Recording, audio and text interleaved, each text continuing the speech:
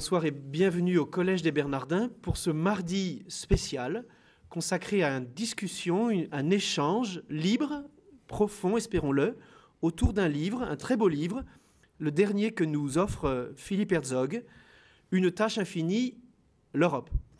Ce livre est appuyé sur l'expérience personnelle de son auteur, mais aussi sur tout le mouvement, sur l'association, le think tank, le groupe d'action qu'est Confrontation Europe, avec lequel le Collège des Bernardins s'est associé pour que ce livre soit publié.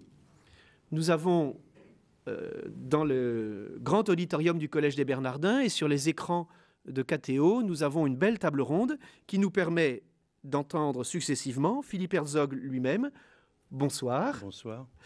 Vous êtes ancien élève de l'école polytechnique, vous êtes agrégé et docteur en sciences économiques.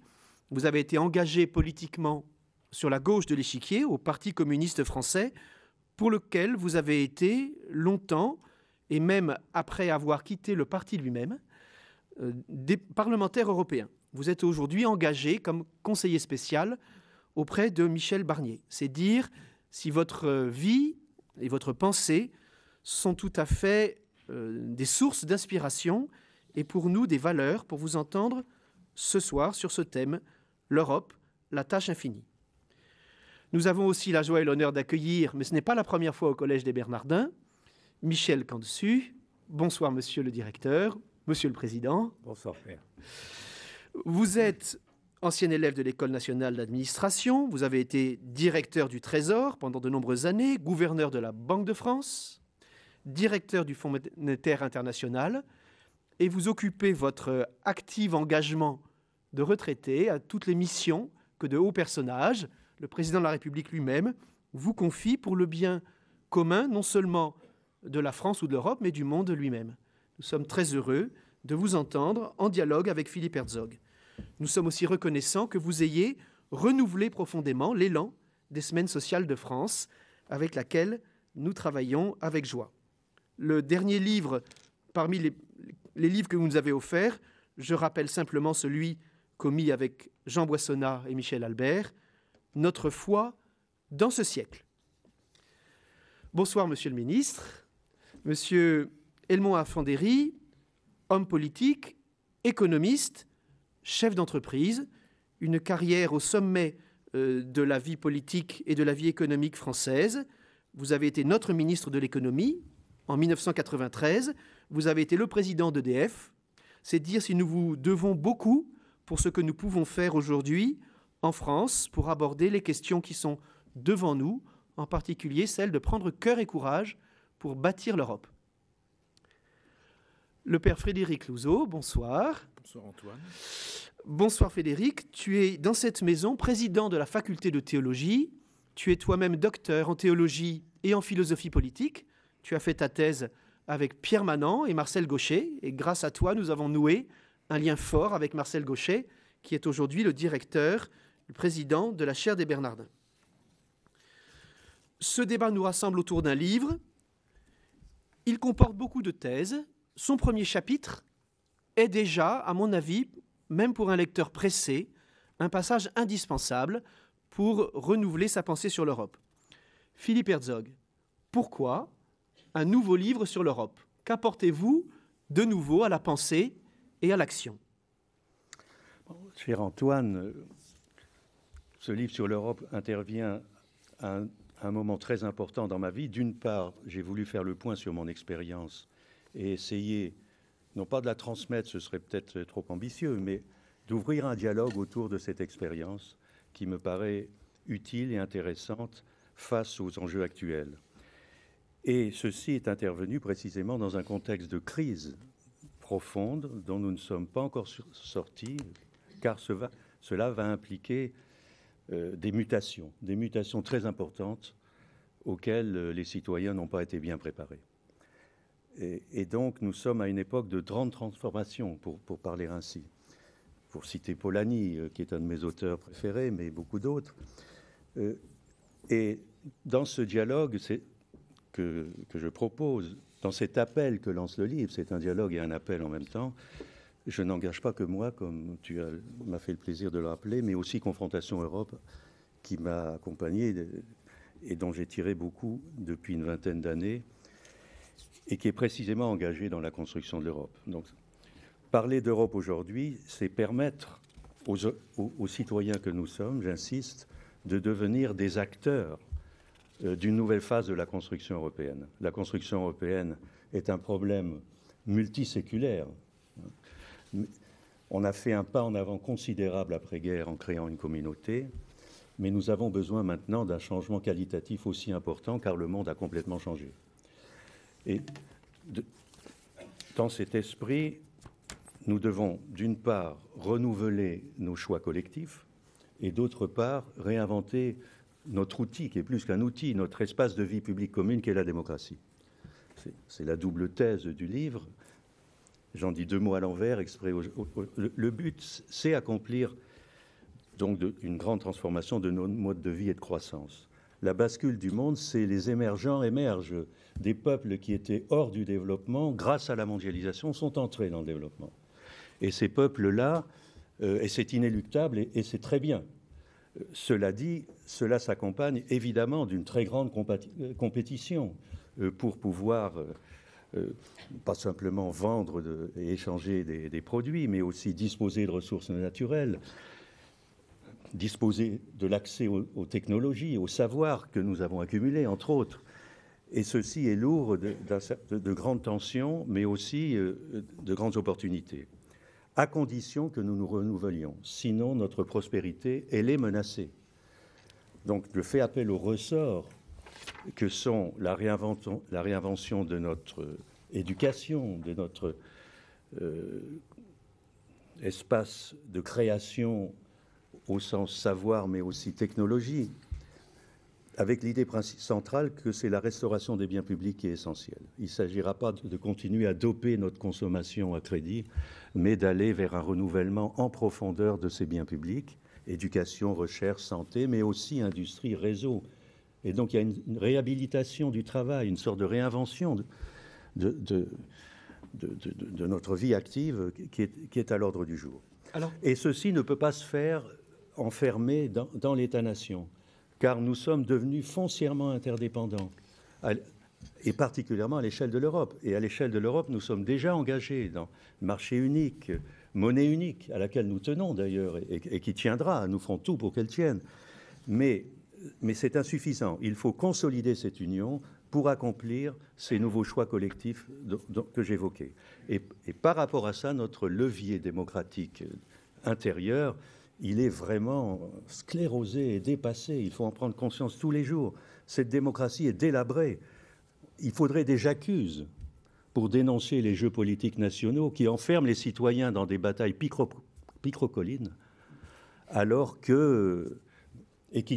on voit très bien qu'il faudrait accomplir des changements, mais dont la pédagogie et l'action n'est pas construite, ce qui crée une sorte de sentiment d'impuissance collective. Donc la réinvention de la démocratie, elle est indispensable, et l'Europe peut être un laboratoire, à condition que recule l'indifférence, voire le repli du public actuel, y compris en France, vis-à-vis de cette tâche. Alors, donc, Philippe Herzog, merci de cet enjeu que vous tracez, qui est un enjeu politique, et ce qui est précieux pour nous, qui ne sommes pas ni tous engagés dans la vie politique par des mandats électoraux, ni spécialistes de l'économie, c'est que vous, par votre double compétence, vous liez toujours économie et politique. Mais ce que je relève dans ce livre, et j'aimerais bien vous entendre brièvement à ce sujet, avant d'y revenir grâce à ceux qui vont débattre avec vous, parce qu'ils ont eux aussi lu ce livre et l'ont même travaillé, c'est que vous prenez en compte un trépied finalement.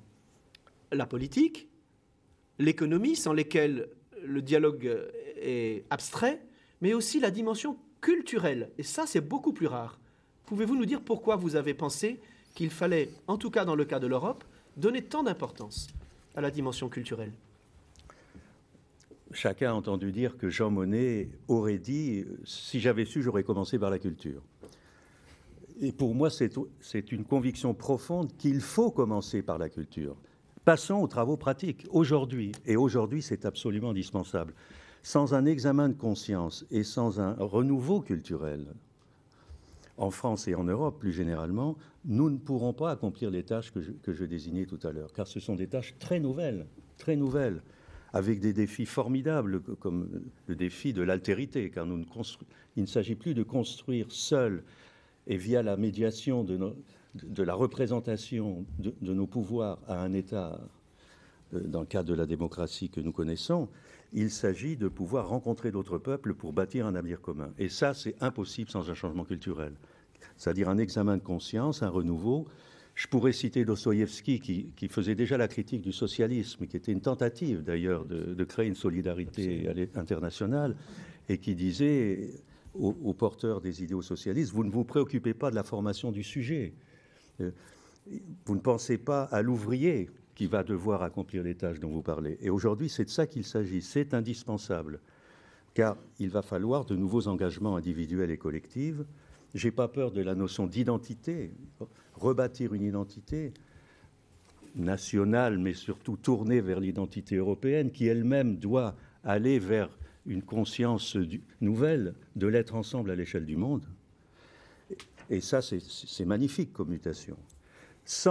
Dans le climat culturel actuel, je dis d'indifférence, de repli et perclus par l'enfermement dans l'État-nation, nous risquons une étrange défaite, comme aurait dit Marc Bloch dans un autre temps.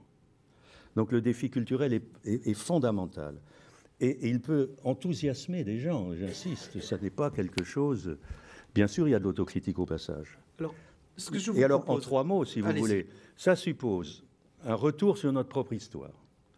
Alors, je citerai une phrase du Talmud, que je n'ai pas lu, mais que j'ai lu dans des gens qui l'avaient lu. C'est un ouvrage de longue lecture. Qui dit « Quand tu ne sais plus où tu vas, regarde d'où tu viens ». Le travail sur l'histoire est indispensable. On est perclus de préjugés, de tabous, d'images d'Épinal, qui se heurtent violemment à celles des autres.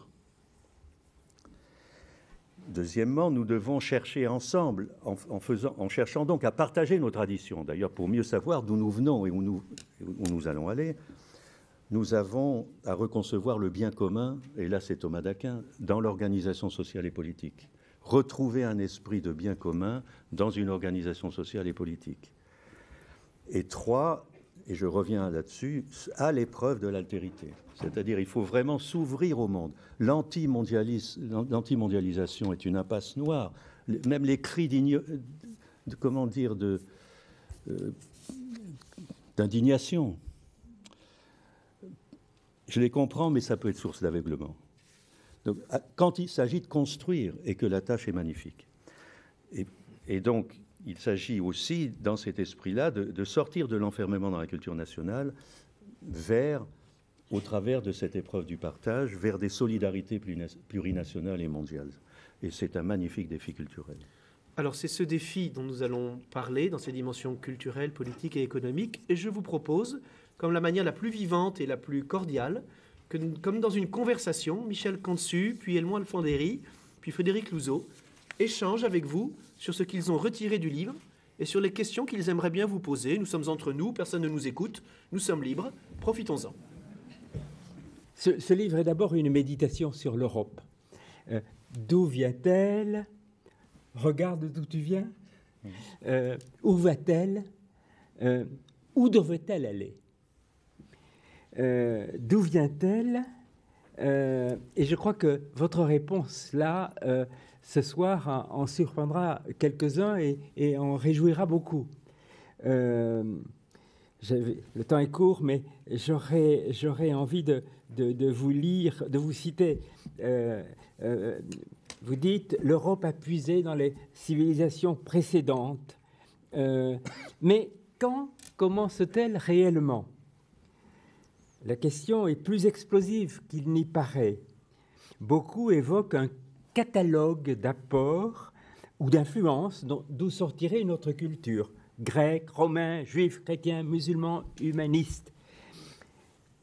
Sous-jacente est l'idée que l'Europe est un espace géographique où de nombreux peuples se sont croisés. C'est vrai, dites-vous, mais banal. Et surtout, une description n'a jamais révélé l'essentiel. Elle entretient un relativisme, on n'aime pas ça dans cette maison, d'après ce que j'ai compris, où chacun fait sa pêche sans souci de l'unité de la culture. Or, il y a bien eu une construction culturelle et politique spécifique. Fin de citation. Cette construction spécifique est un universalisme et elle porte une trace fondatrice. Je ne sais pas si vous iriez jusqu'à dire qu'elle porte un nom. Ce nom, c'est Paul. Paul de Tarse. Viendra bien sûr la rupture produite par la Renaissance et les Lumières, mais vous insistez, il faut nous arrêter sur l'apport de l'universalisme chrétien. Il serait absurde de nier qu'il inspire encore aujourd'hui et qu'il est vivant, y compris dans nos sécularisations. Et je ne veux pas abuser des citations, mais je ne résiste pas au plaisir de citer la phrase suivante.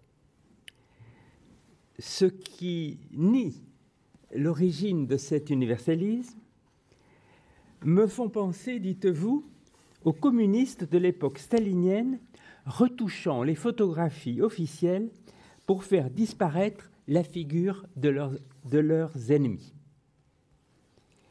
Fin de citation. Fin de citation. Vous savez, Philippe, avec des phrases comme ça, on ne se fait pas que des amis. C'est violent, oui.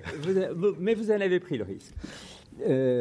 Alors, suivent quelques pages sur l'apport du christianisme sous l'angle anthropologique. Vous parlez de ce formidable tremblement de terre causé dans le monde antique par les mots de Paul aux Galates, après les avoir enguirlandés d'ailleurs, mais ça c'est autre chose.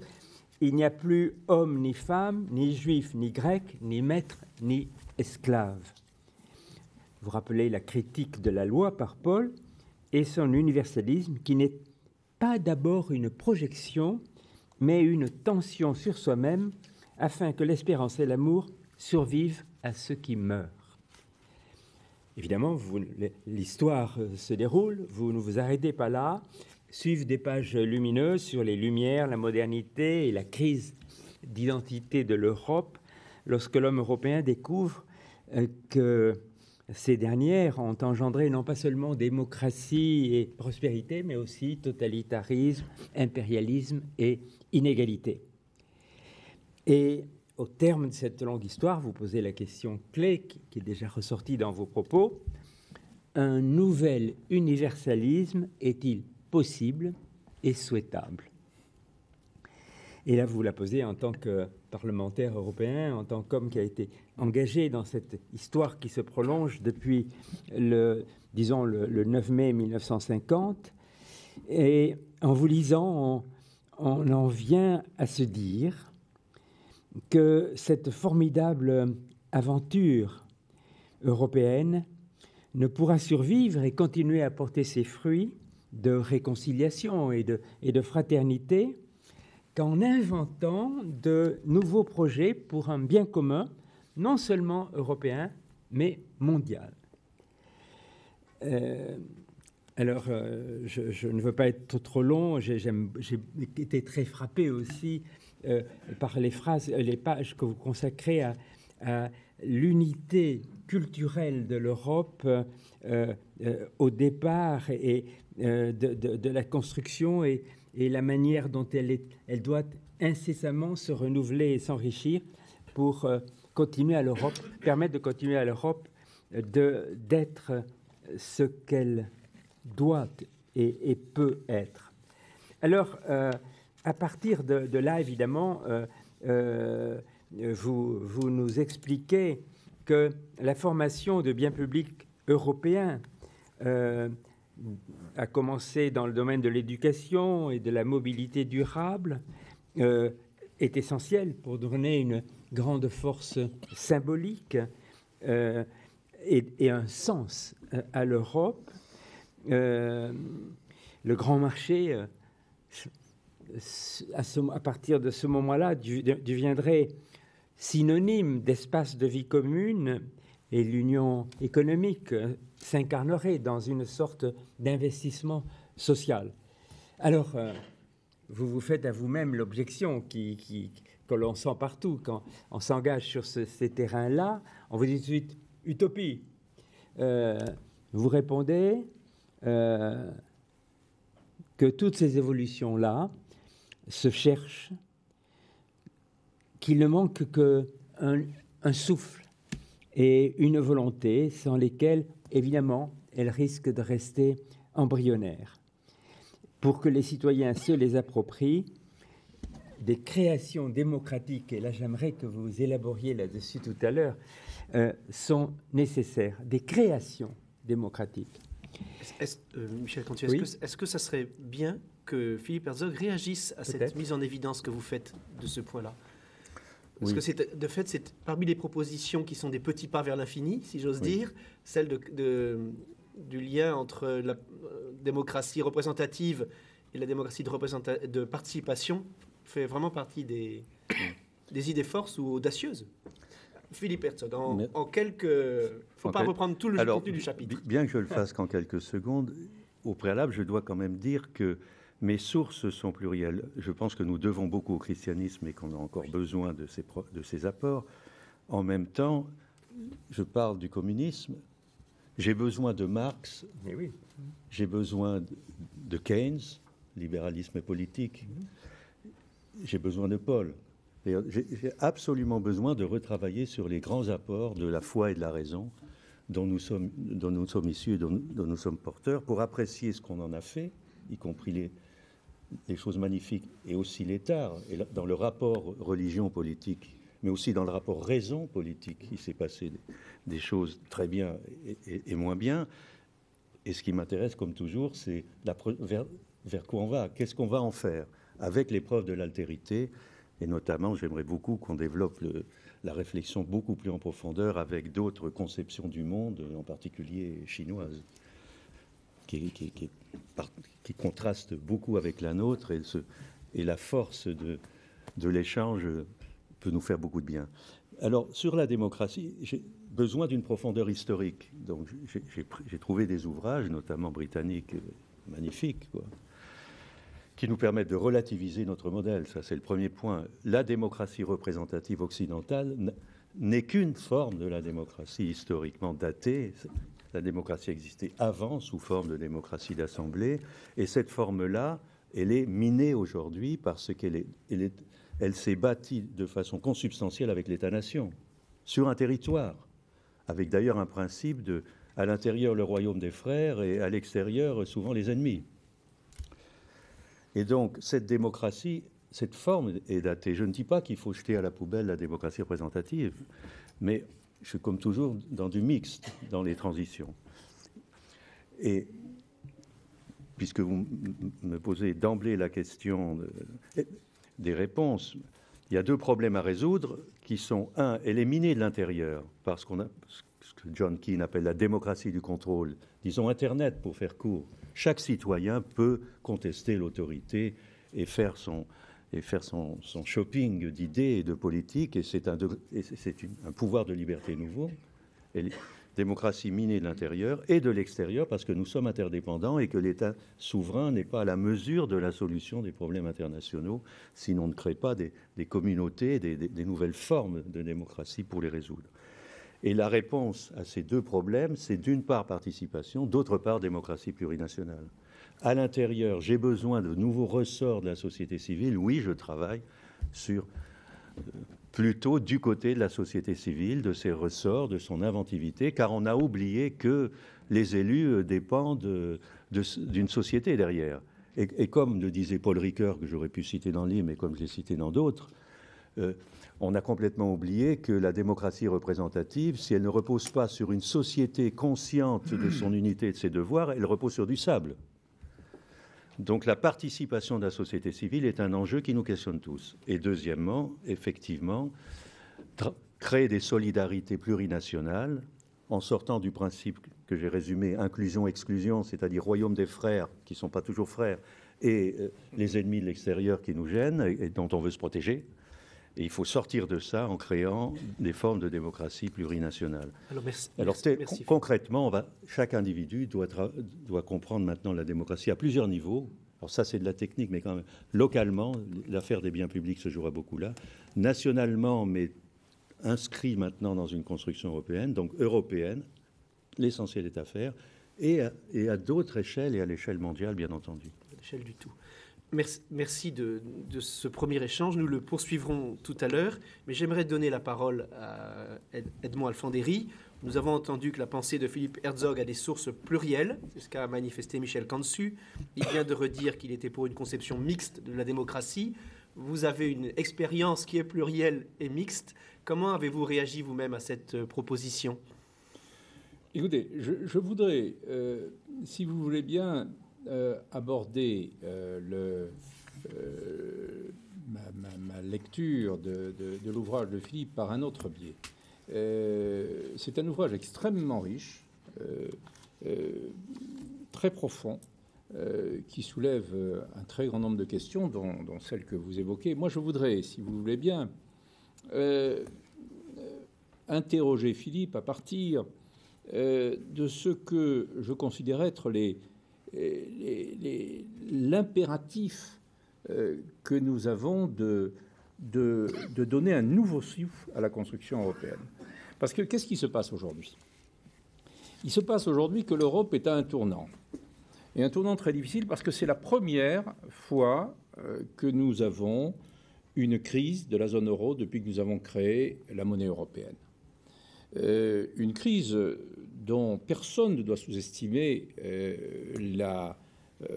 l'ampleur, dont on voit l'expression à travers les difficultés des finances publiques de certains pays dits périphériques, la Grèce, l'Irlande ou le Portugal, mais ça n'est que la face visible de l'iceberg. Il y a aussi des écarts très sensibles entre les économies, des écarts de compétitivité, etc.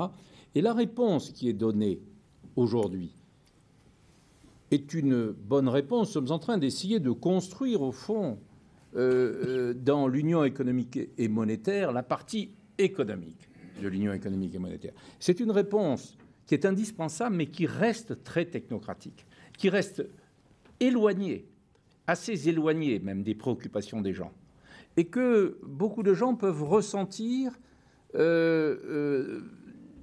comme quelque chose qui n'est pas très positif en termes d'image de la construction européenne. Lorsqu'on fait un assainissement des finances publiques, lorsque l'on réduit les salaires, comme ça a été le cas en Grèce, lorsqu'on impose une déréglementation, tout cela, évidemment, ne donne pas une image très mobilisatrice en faveur de l'Europe. Ceci est absolument indispensable. Il faut évidemment trouver une réponse, ne serait-ce qu'à l'insuffisance dans la gouvernance économique européenne. Et donc la question aujourd'hui qui se pose, c'est dans un contexte qui est difficile pour le citoyen européen, quel projet mobilisateur peut-on proposer à l'ensemble des Européens qui les enthousiasme, comme on l'a fait lorsqu'on a créé l'euro. Quel projet concret qui intéresse leur vie de tous les jours et qui suscite leur adhésion au projet européen. Et c'est une question qui transparaît dans ton ouvrage, Philippe. Et tu apportes un certain nombre de réponses possibles. Ça pourrait être l'Europe de l'éducation et l'Europe de la recherche, un excellent dossier. Ça pourrait être l'Europe sociale, et tu le dis avec beaucoup d'intelligence et de finesse. Ça pourrait être l'approfondissement des institutions, ou en tout cas de la démocratisation de l'Europe. Mais il y a, comme tu le soulignes très bien dans ton livre, une certaine fatigue du citoyen européen face au changement institutionnel. Alors moi, je voudrais aborder, parce que je crois que c'est peut-être le plus important, le défi qui, à mon avis, qui est un défi planétaire, mais qui pourrait être extrêmement mobilisateur pour les Européens, qui est le défi de l'environnement, le défi du développement durable, le défi énergétique. Je te cite dans ton livre, parce que ça, c'est longuement évoqué, cette affaire, dans ton livre. Tu fais le constat, tu dis un plafonnement des flux de CO2 dans l'atmosphère d'ici à 2050 n'entraînerait une stabilisation du stock de CO2 qu'au-delà de 100 ans, voire plus, et du niveau des mers de plusieurs siècles, voire des millénaires. C'est-à-dire que nous n'avons pas seulement à faire face à la prévention de catastrophes irréversibles, mais aussi à une obligation d'adaptation à une mutation en cours qui engendre sécheresse, pénurie des eaux, dégradation des écosystèmes, ouragans et tsunamis. Et tu rappelles, à bon escient, et nous revenons au problème des biens publics, tu dis les biens communs que sont l'air, l'eau, l'énergie, les sols, la diversité des espèces changent l'échelle de l'enjeu. Une coopération internationale est requise. Dieu sait si tu as raison. Et tu dis, pour revenir à l'Europe, que la décision des 27 États européens de bâtir une politique commune face au changement climatique, c'est ce qu'on appelle le paquet climat, fait bouger les lignes. L'adoption donc du paquet climat est une avancée historique, dis-tu. Mais ce n'est qu'un début. Mais ce n'est qu'un début. Et tu ajoutes, comme il n'est pas question de sacrifier l'accès des populations à l'énergie à un prix inabordable, tu poses la question. Comment réussir à augmenter de 20% l'efficacité énergétique, c'est le paquet climat, sans incitation suffisante pour changer les comportements des consommateurs et les systèmes d'habitat et de transport. Car, ne nous y trompons pas, c'est bien d'un changement très profond dans nos comportements, dans nos styles de vie, dans notre façon de travailler, dans l'organisation de notre vie en société, dans nos villes, dans nos campagnes, dans notre habitat dont il s'agit. Et nous n'y parviendrons pas sans une prise de conscience collective, sans une adhésion démocratique, et aussi sans des changements dans notre approche de la valeur. Alors, mon cher Philippe, peut-être que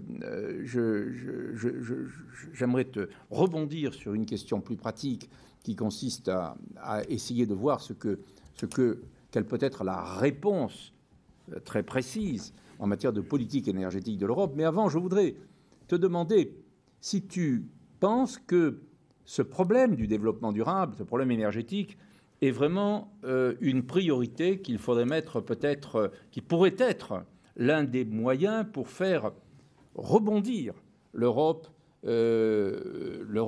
pour l'ensemble des citoyens européens. Je ne veux pas provoquer là-dessus, mais je pense que ça ne peut pas être la clé de voûte qui va susciter l'adhésion et le changement. Car il y a un problème, les économistes parlent de trade-off, quoi.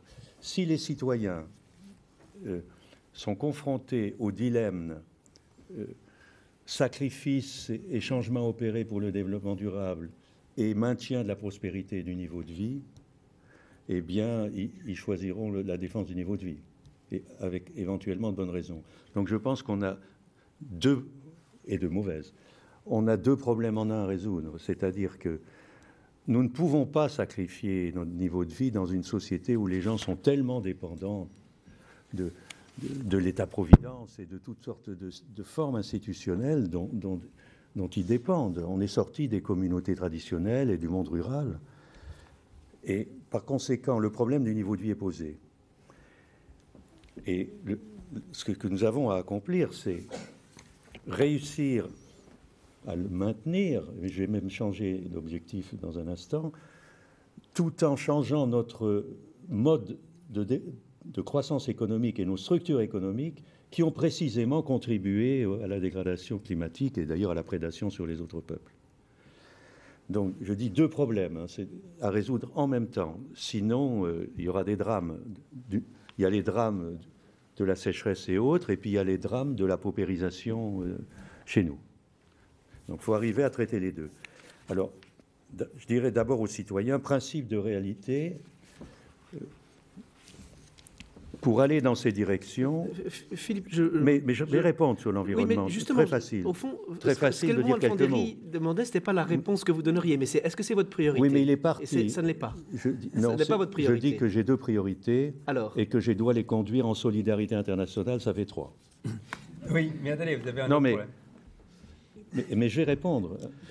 Et donc, les citoyens doivent être conscients eux-mêmes de cette pluralité d'objectifs et des sacrifices et des compromis qu'il va falloir faire.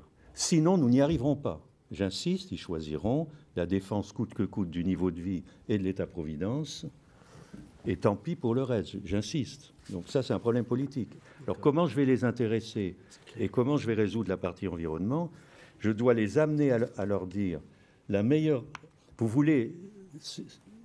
ces deux premiers éléments. La solidarité, si vous ne la faites pas, idem. Donc ça, il l'oublie souvent. Solidarité vis-à-vis des autres. Hein.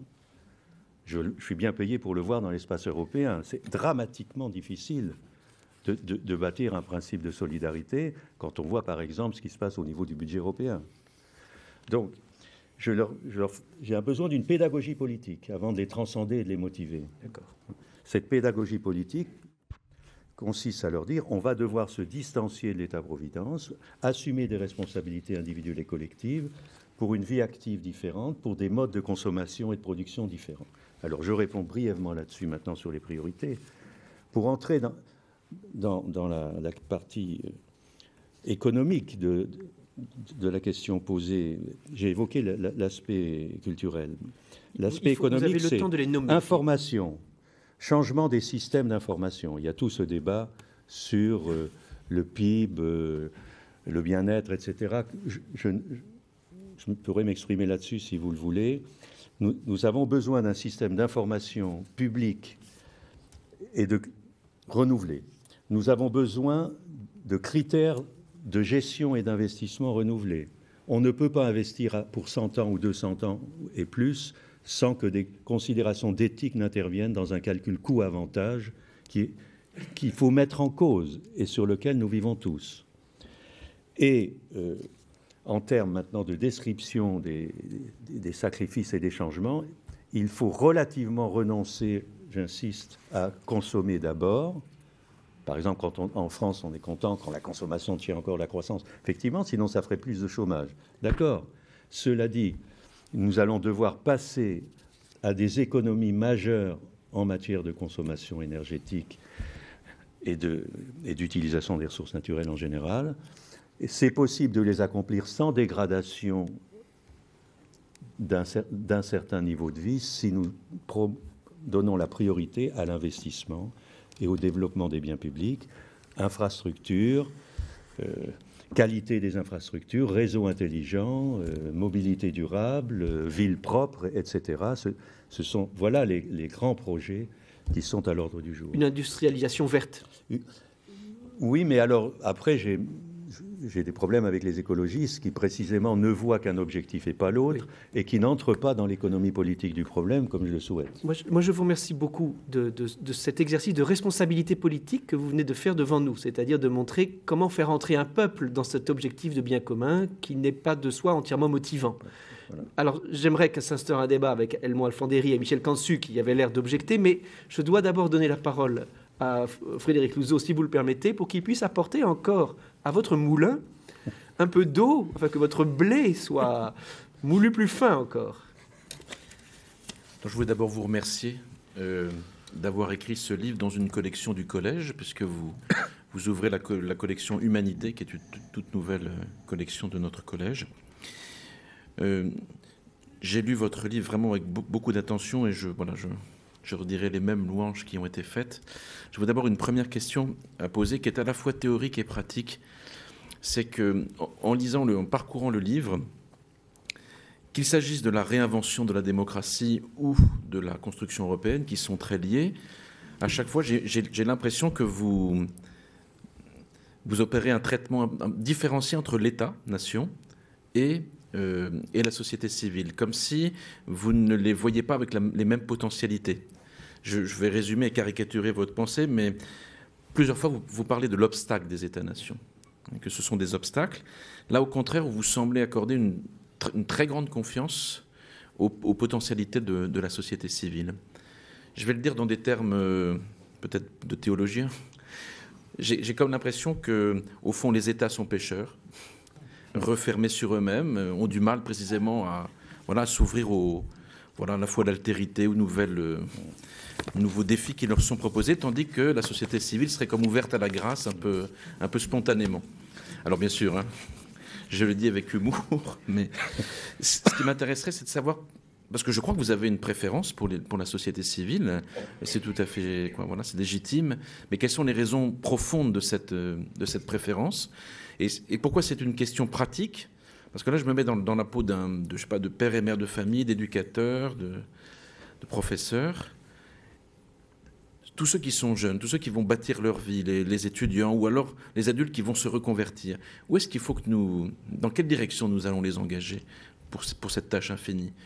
Plutôt vers la société civile, l'économie, la culture, plutôt vers les tâches politiques? Il y a plus d'une dizaine d'années, les évêques de France ont rédigé un petit texte, moi qui m'a beaucoup marqué, qui s'appelait « Réhabiliter la politique ». Et c'est vrai que j'en ai beaucoup parlé avec des étudiants, avec des différents styles de personnes. C'est vrai qu'en relisant votre livre, je me dis, mais qu'est-ce qu'il faut vraiment réhabiliter? Alors voilà, c'est pour ça que la question sur société et État, elle n'est pas simplement que théorique, elle engage ensuite tout un projet éducatif. Oui, tout à fait. Alors, Philippe Herzog, docteur de la grâce, vous répond. Bon, d'abord ma préférence pour la société civile, c'est profond chez moi. Hein. La politique m'intéressait d'emblée comme participation. Je n'aime pas être un consommateur du spectacle de la démocratie représentative. On l'a compris, oui. On l'a compris. Et donc, en plus, dans mes références, je cite Marx. C'est pas lui d'ailleurs qui m'a conduit vers ces choix, mais je retrouve dans Marx jeune la société d'abord. Il n'y a pas de véritable démocratie si le peuple s'est pas approprié lui-même les enjeux et les tâches. Bon, ça, je souscris. Ce qui donne une certaine méfiance vis-à-vis de l'État tel que nous le connaissons ici, à l'Occident, nous avons une démocratie fondée sur la délégation. Et d'ailleurs, j'insiste, avant, chez les Athéniens, on comprend qu'Hannah Arendt a une nostalgie pour le forum. On partage des paroles et des actes, comme elle disait, sur un forum, sur un espace public. C'était une démocratie d'assemblée. Nous sommes dans une démocratie par délégation. J'avoue que je ne suis pas tout à fait comme Hannah Arendt, parce que tout n'était pas parfait chez les Grecs, il y avait les esclaves et les autres à côté, hein, mais bon, passons. Et en plus, avec les démocraties d'assemblée, on peut conduire à des guerres et à d'autres choses, évidemment. Néanmoins, bon, mon parti pris, je l'assume complètement, c'est une foi, c'est une philosophie. Deuxièmement, les États n'ont pas été que pêcheurs, c'est-à-dire au sein d'une construction, mais ancrée dans un territoire. Les États ont permis, avec aussi la délégation du monopole de la violence légitime, enfin de traiter des problèmes de violence, et puis ils ont été transformés grâce à l'action sociale d'ailleurs. On a bâti l'État-providence, donc ce sont des transformations importantes, mais inscrites au sein de l'espace intérieur national, avec, je l'ai dit tout à l'heure, les inclus, les exclus. On voit à propos des problèmes de l'immigration la grande difficulté à changer ce genre de matrice d'ailleurs. Donc ce n'est pas qu'ils soient pêcheurs, mais c'est daté historiquement. Alors c'est vrai que j'ai aussi un grain à leur égard parce qu'ils ont combattu l'Europe. Là, Lucien Febvre, l'école des Annales, les États-nations ont combattu l'unité de l'Europe. Ils l'ont fractionnée, évidemment. Alors que nous avions, à l'époque, la fin du dit Moyen-Âge, avant même la Renaissance, et la Renaissance, bien sûr, une sorte de travail sur l'unité de l'Europe où l'éducation était d'abord européenne avant d'être nationale, n'oublions jamais, eh bien, les États ont refragmenté et m'éloignent de ce que je souhaite, c'est-à-dire l'unité de l'Europe et l'unité du monde, association ou barbarie, dirait Edgar Morin, quelqu'un que j'aime bien aussi. Alors, dans quelle direction? Donc, c'est pas l'État pêcheur, je suis ambivalent, hein, mais il faut aller plus loin maintenant. Et pourquoi on bâtit des communautés régionales? On a su le faire. On est un modèle. Là, on est un modèle. Mais évidemment, les autres peuples commencent à se dire le modèle, il est en train de s'essouffler et de se scléroser. Dans quelle direction aller maintenant, société civile ou État? Je pense que nous devons aller vers une démocratie dite de participation. Et d'autre part, une démocratie plurinationale. C'est les deux tâches que j'évoquais tout à l'heure. Une démocratie de participation, j'aurais pu dire démocratie participative, mais la démocratie participative est comprise chez nous comme une béquille de relégitimation de la délégation de pouvoir. Donc je développe la critique là-dessus. Nous la développons avec Confrontation Europe, avec Claude qui est ici. Et donc la participation, c'est quelque chose de très exigeant. Vous avez parlé, Frédéric, d'éducation. Éducation à des responsabilités nouvelles, ça ne fait aucun doute, et y compris dans l'ordre économique. Crier à l'horreur économique, il y a eu des best-sellers, c'est lamentable. Effectivement, j'ai envie de... Horreur à ceux qui clament d'horreur et qui détournent les gens de l'appropriation des enjeux économiques, des tâches de gestion. C'est dramatique. Donc, un énorme travail d'éducation. 2, le système d'information publique doit muter. J'ai évoqué ça dans mon point précédent, c'est très très important, justement pour permettre l'appropriation et pour permettre la délibération des choix. Et puis alors, la démocratie représentative doit faire de la place. Je ne suis pas pour la détruire, pas du tout, car tout ne se fera pas en démocratie directe, évidemment. D'ailleurs, la démocratie directe est une fausse démocratie. La démocratie d'opinion peut nous ruiner. Donc je garde une partie de représentation, mais je demande la rotation des rôles, l'oxygénation au sommet. Alors Philippe, il nous reste clairement un peu plus d'une minute dans le temps qui nous est donné. Donc chacun a été bien dans son rôle et vous a poussé un peu plus loin et nous allons continuer à le faire sûrement dans la suite du temps qui nous sera donné ici au Collège des Bernardins quand les auditeurs de KTO auront repris le cours de leurs émissions. Mais au fond, il y a ce mot de confrontation qui est inscrit à la fois dans le programme, si j'ose dire, et que vous déclinez en disant de confrontation pour le bien. Est-ce que vous aimeriez parler de cette sorte de conversion ou de réconciliation qui est à l'œuvre dans votre propre démarche politique pour conclure avec, sur cette perspective infinie d'une confrontation pour le bien? Alors, si j'ai une évolution et une conversion, c'est m'éloigner de l'idée que pour accomplir le bien commun et promouvoir un universalisme, parce que, encore une fois, le communisme est une sécularisation de l'universalisme chrétien. Pour moi, c'est une évidence. Il faut lire une page magnifique de Frédéric Engels après la mort de Marx, comparant les communistes en marche aux premiers chrétiens. Il était ébloui de ce qui s'était passé à l'époque dans les 3 premiers siècles. Après, ça, c'est compliqué. Mais bon. Donc, j'ai toujours été en direction d'un universalisme et d'une unité de la société. Maintenant, j'ai milité dans un parti qui a pratiqué la lutte des classes et la division de la société, qui n'a pas pris soin de l'unité de la société, jusqu'à prôner dès la mise en politique, mais déjà Marx flirtait, mais quand même, c'est surtout dans la mise en politique de ses ambitions, à prôner jusqu'à l'élimination d'une partie de la société. Ça a conduit à la guerre civile, l'élimination du marché et de l'entreprise et des entrepreneurs était un drame absolu chez eux, et ça leur a coûté très cher d'ailleurs. Et donc, j'ai appris en marchant, puisqu'on parle d'évolution, à me distancier de ça c'est absolument évident, sans lâcher les ambitions sous-jacentes. Et Confrontation Europe est un laboratoire de cette conversion, bien sûr, parce que d'abord on est différents, donc c'est très important, on ne partage pas tous les mêmes origines, les mêmes professions, on s'assemble dans nos différences pour essayer d'avancer vers un bien commun, comme vous dites, mais notre sous-titre s'appelait à l'origine, et ça tient toujours, pour une conflictualité ouverte, viable et positive. Car la société est divisée. Pour une conflictualité viable, ouverte et positive, voilà un programme non seulement pour l'Europe, mais aussi pour chacun d'entre nous dans sa vie quotidienne. Je remercie ceux qui ont participé à ce débat, le public du Collège des Bernardins, le père Frédéric Louzeau, qui préside la faculté Notre-Dame, monsieur Edmond Alfandéry, monsieur Michel Cantu et Philippe Herzog, qui nous a réunis autour de son nouveau livre, Une tâche infinie, paru chez Desclés de Brouwer, Le Rocher, dans la collection Humanité du Collège des Bernardins. Merci et au revoir. À bientôt pour un prochain mardi des Bernardins.